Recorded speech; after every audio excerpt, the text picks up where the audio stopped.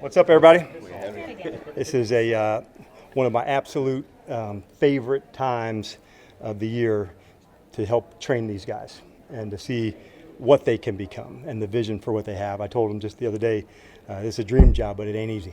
And there'll be a lot of work that goes into it. And sometimes the vision, we have to put it out there of what they can do here. It might be different than what they did in college. And how does that role happen? So I love it because I'm starting to get to know the dude before the player. And then when you can do that, that makes, where kind of the magic comes to know why somebody's playing and what they can do. And so these little moments like today, just, okay, what would that look like? How would I try them there? And doing different things. So this month of onboarding, indoctrinating, however you want to say it, is such an important time. But it keeps me young because, okay, we're just go back to page one. And one of my old coaches, Bob Sutton, has said we can start at page one or go back to page one. But we're going to the beginning. And it's a fun time to do that. Is there something that's changed over time where it's more indoctrination instead of evaluation right away? Yes. And I can still remember and sometimes during this time, I did an exercise the other day of what would you go back to tell your rookie self. I had some coaches do it and some players do it, but I can go back to my own one as a rookie coach in San Francisco. And after the draft was a full team minicamp for all the old heads. You guys remember those, where everybody came, and you can imagine the overwhelming experience for a rookie to, over 2 practices. I think we did like 5 practices over the weekend, and it was wild. And so this is a little more structured and organized to help them so they don't miss one step, of the development. And really, that's what I want. Like, you can't, like on a ladder, start climbing 3 steps, just the next one, and you can get proficient at that and then to the next one. What do you think? A guy like Mozzie Smith can show you out here when there's not a lot of physicality, but yet are you looking for his awareness or just? Yeah, it's right now I would say learning the system, number one, and then what we can do is look at the movements, and we can try to do specific drills to help on your read to where to go, but without going against one another.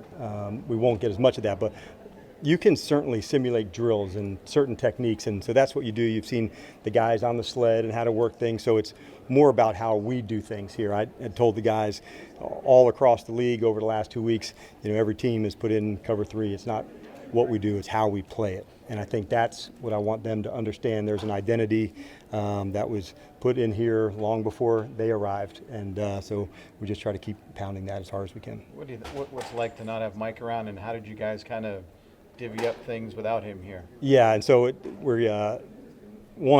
easy because Mike's always so clear, hey, this is what we want to do. And so we had a real vision for what we wanted to get accomplished over this weekend with these guys. And it's mainly just, taking those first steps. And I think Mike would fully agree to let's not miss one step of their development and see what we have and how we can communicate and testing them and see where they're at. And then we'll begin with Mike and everybody else here this week of, merging everybody together. So if there was a time to miss for him, this would be, there's never a time that he would feel comfortable. We know, we all know we got his back, and we'll get him back soon.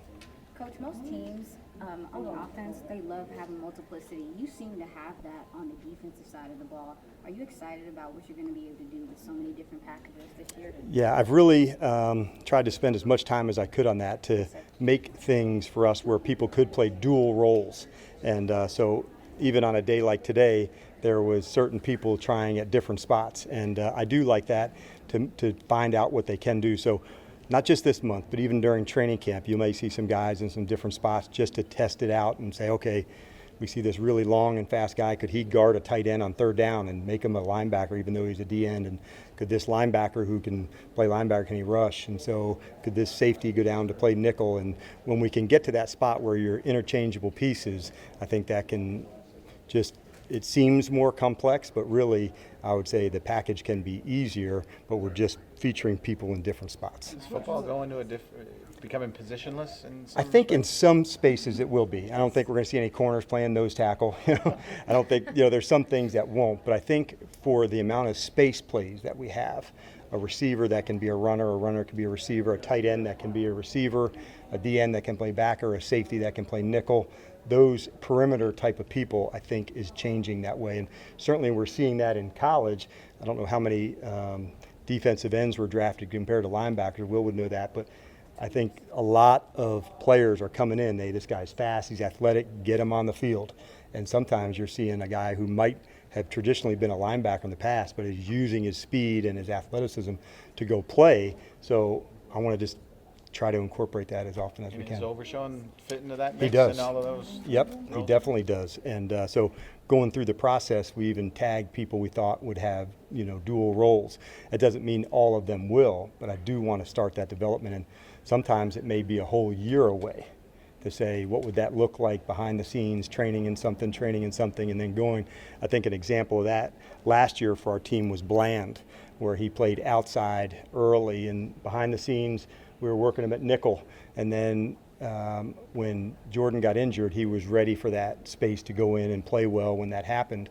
But he was always behind the scenes kind of doing it. You don't want to have somebody do something for the first time in game week, because then it could be difficult. They didn't know all the ins and outs and where the problems are in a down. You're learning about them as guys. What do you learn about Overshawn during the draft process? Well, that's the one nice part. He was not only we got to see him in Indianapolis, but also having him here. And when the players get to here, it's a good feeling. We're with them all day. They're around a lot of different people. So I enjoy whether we're interacting with them on their campus or we're interacting with them here, because we can find out a lot about them. What I found out today, what I was really happy with, is the communication piece, of being inside and directing things. So whether you're at safety or a backer, just having that ability to communicate and talk to the guys, that's so important. The best of the best defenses, they talk.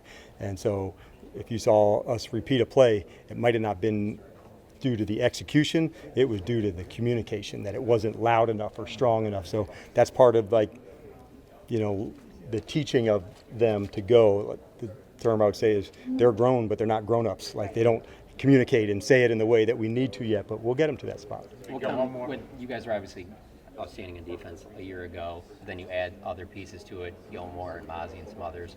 What do you think about when you look at what you have roster-wise? Just kind of what are your thoughts about where this defense can go? Well, I think one for me, I think so much that I love this group, this team, and I love being on the journey with them, and so how to feature different guys who enter into this brotherhood of guys, that's the fun part of it. And so for a guy like Steph, or for a guy like Mozzie, or for any of the players that we added, it really doesn't matter how they got into the room. Now you're here. What are you going to do with it? And so that's a good thing to show examples of last year, the undrafted players who had a big impact, the guys who were drafted had the impact. So now that they're here, that's our job, to find all the unique stuff that they have and then try to make that come to life. Not everybody's going to be good at everything, but if we can find out you're better at this than anybody, then that's how we need to try to feature you to start it off. Land was a undrafted guy. Go ahead, I'll take these two. Yeah. Go ahead. I'll take these two. Go ahead. Yeah. You said dual roles, and obviously Micah's kind of talked a little bit about defensive end. Do you still view him in that same way as dual roles, or are you still working on that? Yeah, 100%. So he is a pass rushing linebacker.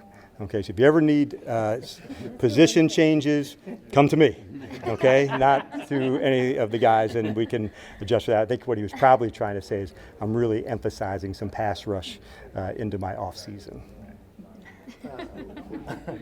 Isaiah Land was a kid that you thought about transferring, but they said stay. And then you guys obviously were interested in him. What did you like about him? Well, a lot of things, and I've had my eye on Zay for quite some time. I first saw him looking at Bell from a year ago, and he had a fantastic junior year. Zay did. He had over 20 sacks and really lit it up. It's like, who's this guy?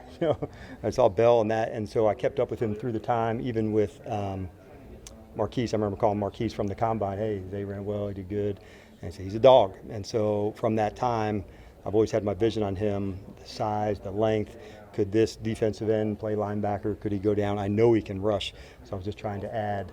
He's one of the examples of what else can they do. And so he's somebody I'm excited to see, and there's no timeline on that. Like, development takes time. You're not going to get there in 1 day or 2 days. Like, we're going to be in this for the long haul to see what they can do. And not every person that you train at two spots works out that way. It's, okay, that didn't work, let's go back and get good at something. So I'm pretty cognizant of that. I don't want a player to play slowly because they're overthinking. My job is to make them play fast and clean, where they can go run and they can go hit. Thanks. All right, you guys have a good one. You too.